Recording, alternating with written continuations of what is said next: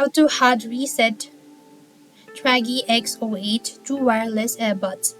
Welcome back to our channel. In this video, I'll show you the procedure on how can you hard reset your TRAGY X08 True Wireless Earbuds. For that, first of all, you want to forget the earbuds on your device, then turn off Bluetooth. Next, you want to press and hold the touch sensor on both the earbuds for about 10 to 5. What you have to do is then you want to put both earbuds back in the charging case to close the lid as well. Then allow the earbuds to sit in a case for approximately 1.5 minutes. As you've done it so, after the wait, they will be in a pairing mode, ready to pair with a new device.